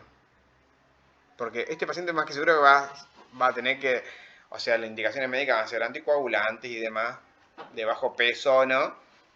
Pero nuestro trabajo tiene que ser, che, a ver, mantener el tono muscular un poquito. Apretar la piernita así. Una pavada, gente, pero que eso es,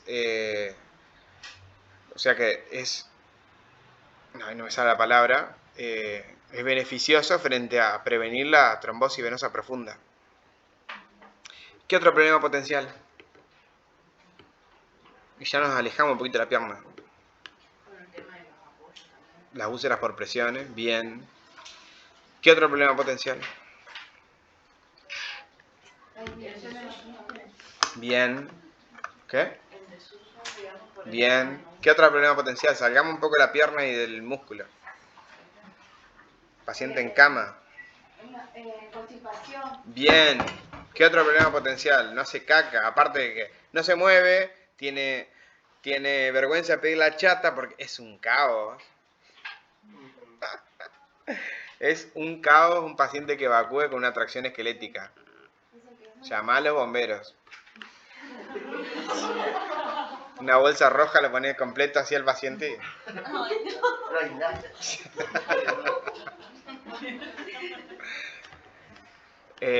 Entonces, no quieren evacuar. Se constipan, no se están moviendo y tienen morfina porque tienen dolor. Un combo completo. ¿Sí? ¿Qué más? ¿Qué otro problema potencial? Paciente en cama. Infecciones urinarias también, porque Puede ser. pueden tener una sonda vesical o no. Sí. Yo lo llevaría a que no tengan y que no evacúen la vejiga completa.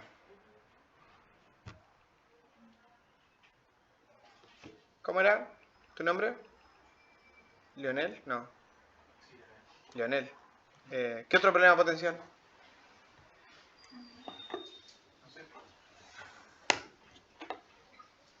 Fuera de la pierna. Nos vamos cada vez más para arriba. Ya dijeron, constipación. Más para arriba, ¿qué otro problema potencial puede tener? No sé, no escuché. Bueno. Respiratorio también. Bien, gente. Bien. Una neumonía. ¿Por qué? Porque está así. Está en cama, no se mueve. No se mueve, este paciente no lo podemos levantar. Eso va. Ni siquiera lo podemos pasar en la silla de ruedas. Ni siquiera lo podemos pasar en la camilla. Están así, neumonía. Y en ese caso se puede, por ejemplo, elevar un poco la... ¿Qué ejercicio le haría vos para mejorar la función pulmonar?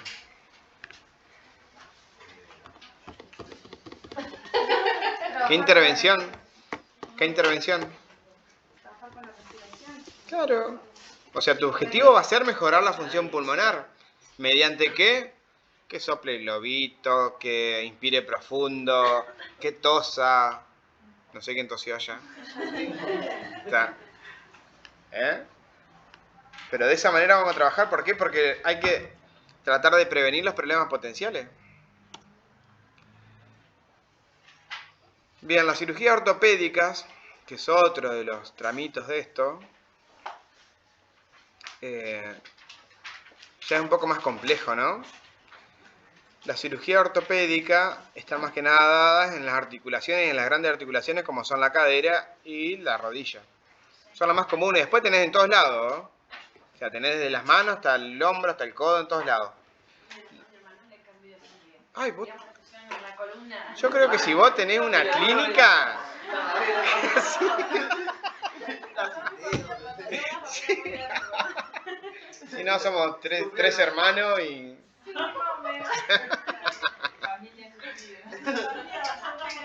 Sí, nos juntamos a comer un domingo al mediodía y... viene el otro, con sillón de ruedas. La columna la tiene Hecha nueva. ¿Y qué le pasó? un accidente, la moto le cayó en la columna de vuelta. ¿Pero vos ibas a hablar de la cadera o de la rodilla? No, el reemplazo, digamos, de la columna también, digamos, ahí pues le pusieron prótesis. Ajá. ¿Pero qué, le cambiaron una vértebra o el disco? Varias. Ah, varias. Sí, no, ella estuvo un mes completo sin poder moverse, porque si se movía podía dañar la médula. Ajá. Así que fue una cirugía bastante importante. Qué loco eso. Las cirugías ortopédicas, chicos, son re graves. Son re graves. ¿Por qué? Porque está cerca de la médula ósea, pero no de la médula espinal, de la médula ósea. Y cualquier cosa que se traspase a la médula ósea es absorbido rápidamente, porque dijimos que la médula del hueso absorbe rápidamente líquido, medicamento y demás. Y son cirugías largas, son cirugías muy invasivas. Por ejemplo, ven ahí un reemplazo total de cadera y un reemplazo total de rodilla. Imagínense en una persona de 70 años, con múltiples factores de riesgo, someterla a este tipo de cirugía. Son como que es una ayudita muchas veces, porque tiene una alta mortalidad. La fractura de cadera en los pacientes de 60 años tiene una alta mortalidad. ¿Sí? Entonces, hay que tratar de evitar que una persona se fracture la cadera. ¿Viste los viejos esos que suben? ¿Para qué estás arriba? No, estoy acá destapando la canaleta del techo. La puta madre. Y hemos tenido pacientes que han... Pues sí, 70 años, ¿para qué te suben una escalera? Sí, pero ellos lo tienen que hacer. Bueno, por supuesto que sí que lo tienen que hacer y no hay que limitarlos. Pero... Yo a la mierda me hago lo peor. Se quebró las dos muñecas, así que no sé. Estamos grabando. No digas mierda. Estamos grabando. Ahí, bueno, Sí.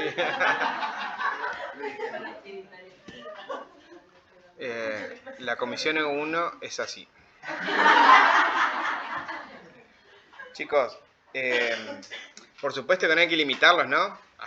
Pero hay que tener presente esto, que una fractura de cadera tiene una alta mortalidad en los pacientes de 60 años.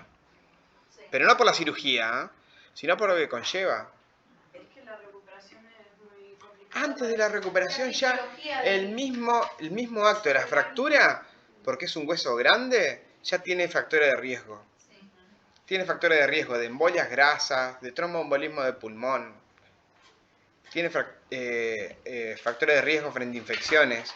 Listo, lo postraste al paciente viejito. Los postraste y todo esto que hablamos lo llevaste con esto, con una fractura de cadera. Y sí, la cirugía puede ser muy invasiva, la pasaste, después tenés la rehabilitación. Muchos pacientes postoperatorio inmediato de cirugía de cadera, por ejemplo, vienen infectados. Entonces se tienen que sacar esa prótesis de nuevo, tiene que someterse a otra cirugía. Una locura. Sí, es que no hay rechazo también de la prótesis. Sí, por lo general no hay rechazos. ¿Por qué? Porque las prótesis no es como ustedes están leyendo ahora en el Brunner ese. Las prótesis... ¿No te daño hoy en día, no? No. O sea, eso va... Si tenés Jospers de acero quirúrgico. Claro. Claro. Sí. Las prótesis vienen, digamos, con unos componentes que ya te permiten hacer resonancia magnética, por ejemplo.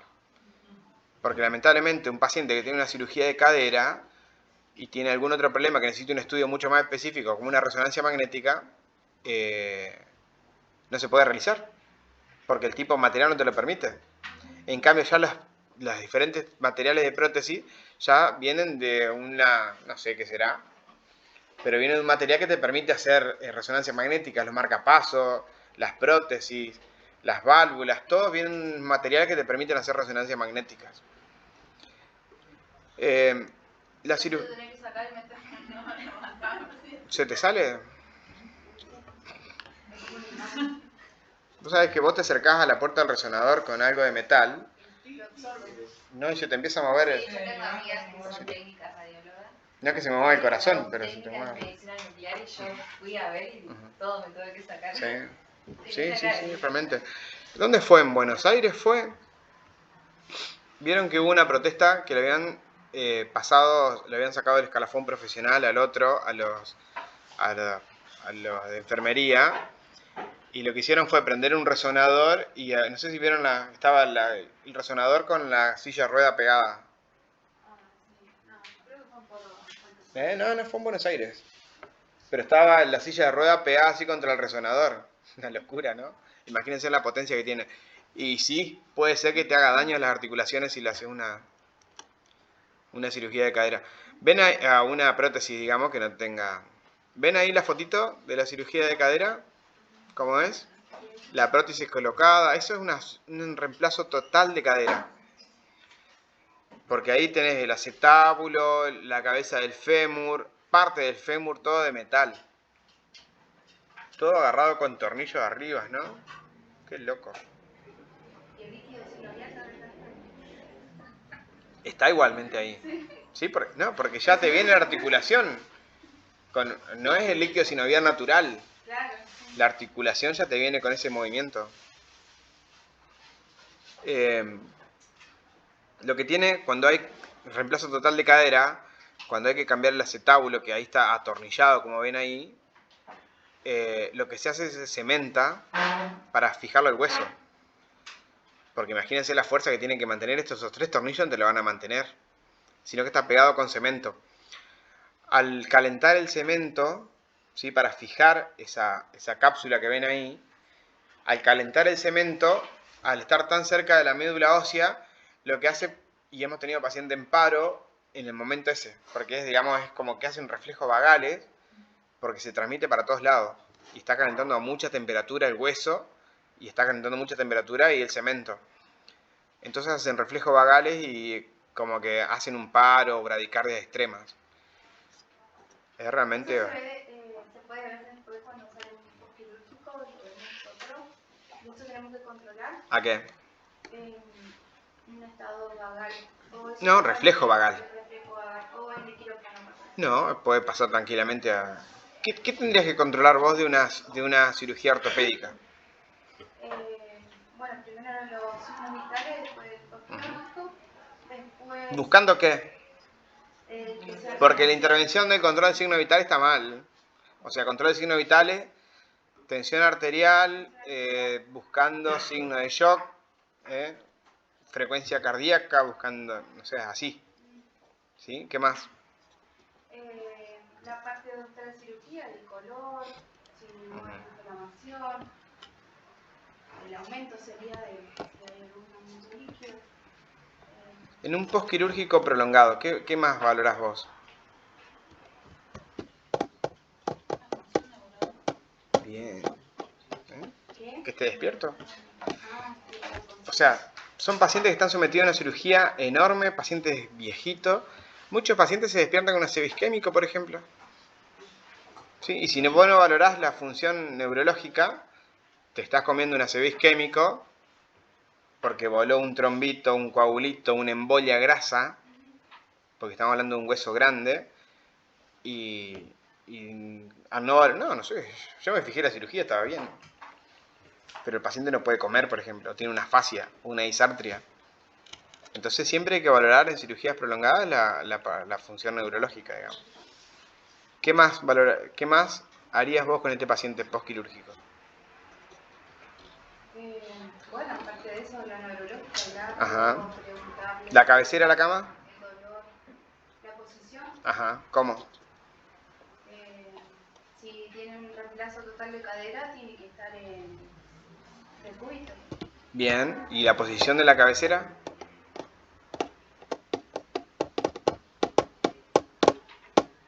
Dale. ¿Cómo se llama? La posición de la cabecera. No sé, yo sé que no es elevada, pero. Ahí nomás, ahí. ¿Cuántos grados, chicos? 30. No, ¿quién dijo? ¿Quién dijo 30? ¿Viste? Es siempre Fowler o semi-Fowler. Y acá no. ¿Por qué? Porque tenemos una cadera que está trabajando ahí, entonces tenemos que mantenerlo menos. ¿Sí? Inmediato. Y va todo contrario a lo que decimos siempre. Elevación de la cabecera, bla, bla, bla. Y en esto no. ¿Por qué? Porque tenemos una articulación ahí que está recién operada. Porque si yo me muevo acá, muevo la cadera. Entonces menos. Fíjense en la otra imagen cómo se ve la fractura de cadera, ¿no? Se cayó la abuelita en la casa, tiene una pata más corta que la otra, listo. Y tiene el apesito abierto para afuera. Tiene una abducción. Esto es... Sí, aparte también se ve, en una caída de un abuelito con cadera también se ve el hematoma. Y si se deja, se empieza a inflamar. Claro. Lo vi. Pero el principal signo que tenés es el acortamiento de la extremidad. ¿Por qué? Porque se salió la cabeza del fémur, del acetábulo, se quebró, y listo, se te arrolló la pata. Te quedó la patita más corta. Y no manejás el movimiento este. Entonces te queda el pie hacia afuera en abducción. Lo mismo pasa cuando se descoloca, digamos, cuando se de la operación que se disloca, digamos. Ajá. Pasa lo mismo, digamos, se acorta también. ¿En qué operación? De cadera también, que por, no sé si es por el desgaste, también se vuelve a salir el hueso, la cabeza del fémur, digamos, se vuelve a salir. Sí, digamos, todo eso, digamos que no hay una fractura ahí. Ahí se cambia, digamos, el acetábulo. Pero, ¿qué pasa? Vos tenés una alteración en la cadera y lo primero que va a hacer, la patita. Corta, porque se te sale la anatomía normal. Entonces, el hueso, al salirse del acetábulo, lo que va a hacer es contraer los músculos. Entonces te queda el pie más corto. Pero es fácil de verlo eso, lo identificás enseguida. Vamos a hablar de las dos últimas partes de los trastornos. O sea, cuando uno habla de sistema musculoesquelético, de acá es enorme la unidad musculoesquelética. Tiene que diferenciarlo en trastornos y en traumatismos musculoesqueléticos, ¿no? Lo mismo que en lo renal, que hablábamos de renal y vía urinaria. Acá pasa lo mismo. Trastornos musculoesqueléticos y traumatismos musculoesqueléticos. Los trastornos musculoesqueléticos están relacionados principalmente con afecciones de la espalda y la columna vertebral. ¿Qué vamos a tener? Lo que dice ahí, dolor de cintura, bursitis, tendinitis, ¿cómo se llama? Síndrome del manguito rotador, del túnel carpiano. Nos está hablando de trastornos musculoesqueléticos. Eso los invito a leerlo. No vamos a preguntar nada de eso. ¿Eh? Saben, a los que están escuchando los invito a leerlo. No vamos a preguntar nada porque es un montón. Los traumatismos musculoesqueléticos, y acá sí vamos a preguntar, porque la mayoría de las afecciones por las cuales van a estar internados los pacientes va a ser por un traumatismo musculoesquelético, que ahí ya tenemos esguinces, contusiones, distensiones, desgarros, luxaciones. Puede haber o no fractura. Y fíjense ahí el acrónimo RICE, en donde dice reposo, hielo, compresión y elevación. Cuando hablamos de traumatismo musculoesquelético tiene que estar todo eso presente. ¿Sí? ¿Qué van a hacer, chicos? Intervenciones, y vamos a hacer reposo, hielo local, compresión y elevación. Fantástico. ¿Para qué van a hacer todo eso? Y ahí viene la pregunta, el fundamento de por qué van a hacer. ¿Para qué va a dejar en reposo? ¿Cómo es tu nombre? Claudia. Claudia. En reposo por esguince y... O sea, un traumatismo musculoesquelético. ¿Por qué lo dejan en reposo? Para aliviar, para hacer el drenaje, digamos, bueno, vamos a elevar, digamos, para hacer el drenaje también del líquido. ¿El reposo? ¿Lo estás buscando en Google? ¿El reposo para el dolor está viendo? Sí, ya veo. ¿El reposo? ¿Para qué vamos a dejar un...? Bien, gente, estamos dejando el músculo, porque estamos hablando de traumatismos musculoesqueléticos, estamos hablando de trastornos. Tuvo un trauma ese músculo, ese hueso. Eso lo vamos a dejar en reposo, tuvo un trauma. Hay que dejarlo en reposo, no lo podemos hacer caminar, no podemos hacer fuerza, nada. El esguince, ¿cómo va? Con reposo. El desgarro, ¿cómo va? Con reposo. El traumatismo, ¿cómo va? Con reposo.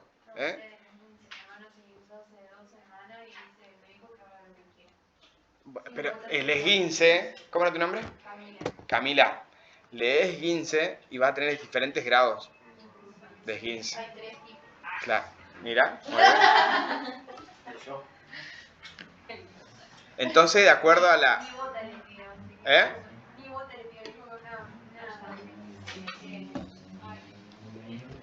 Si bien también hay que tener en cuenta que cada vez más se promueve la deambulación precoz. ¿Sí? O sea, ya no, un desgarro, no, quédate en cama 7 días. Ya ha mejorado, digamos, y la deambulación precoz es lo que uno más favorece.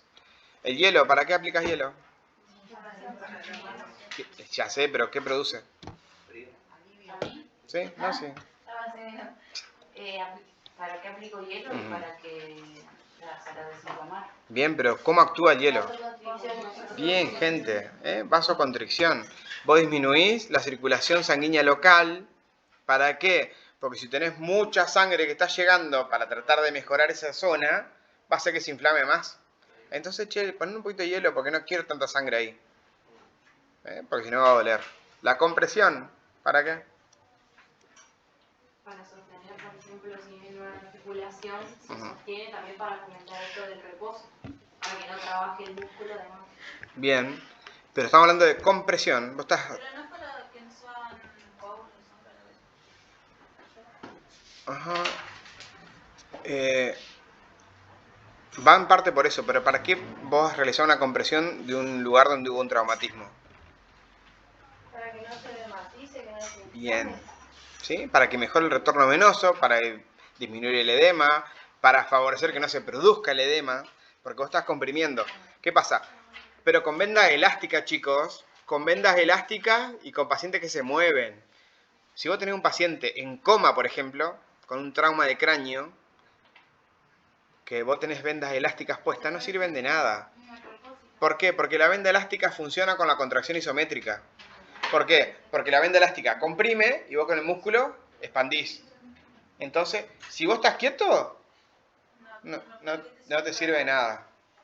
¿Sí? Las vendas elásticas trabajan con la compresión isométrica porque cuando el músculo se expande, porque se contrae, o sea, hace fuerza, la venda elástica, ¿qué es lo que hace? Mejorar la vuelta.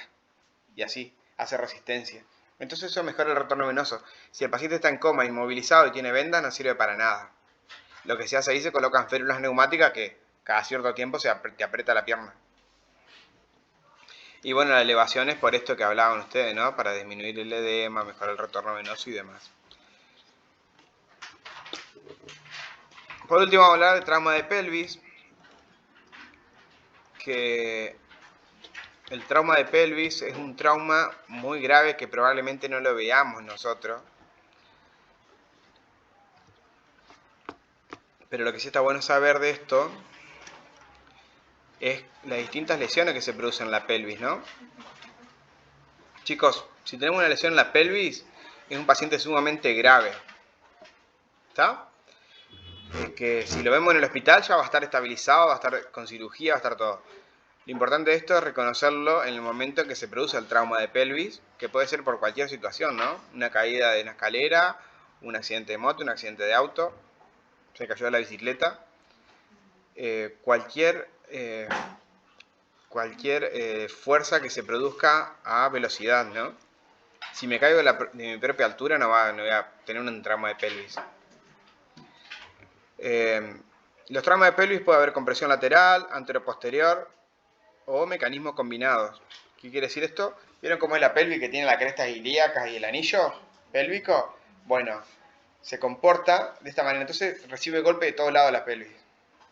De todos lados, ¿sí? Es un hueso que va a proteger órganos sumamente frágiles como son vejiga, útero, parte de los uréteres, las trompas, los ovarios.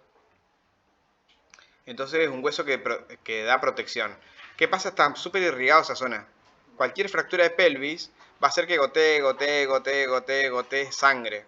¿Qué va a pasar? No va a exteriorizar la sangre porque todo ese hueco que ven ahí ustedes que forma la pelvis actúa como reservorio. ¿Sí? Actúa como reservorio. ¿Qué va a decir esto? Que puede gotear tranquilamente 1 litro de sangre dentro de la pelvis. Tuviste un accidente en Crespo. Y no lo va a exteriorizar por ningún lado. ¿Sí? ¿Qué va a hacer? El paciente en shock. Che, ¿por qué está en shock? Porque tiene 1 litro de sangre que no se ve adentro de la pelvis. Por eso pasa mucho en los partos. En los partos que se producen hemorragias y eso no se ve. Pero eso son hemorragias internas. Pero, o sea, parte de la pelvis que se encuentra. Claro, no, pero son hemorragias uterinas. Claro, no, dentro del órgano del útero. Por involución, por atonía uterina, por lo que sea. Pero no, lo que estamos hablando acá es el espacio en la pelvis. ¿Sí? ¿Por qué? Porque está súper irrigado todo eso. Hay diferentes tipos de lesiones. Lo principal que debemos hacer extrahospitalario con la pelvis es reducir el anillo. ¿Cómo reducimos el anillo? Y vamos directamente a la última foto. Gente, tenemos una lesión en la pelvis se abre. Puede ser abierta como libro o se entrecruza así. ¿Sí? Puede ser que se abra o que haya una fractura y se entrecrucen.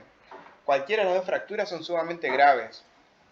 ¿Qué es lo que vamos a hacer nosotros cuando se sospecha eso? ¿Cuándo vamos a sospechar eso? Cuando le quedan las patitas abiertas así.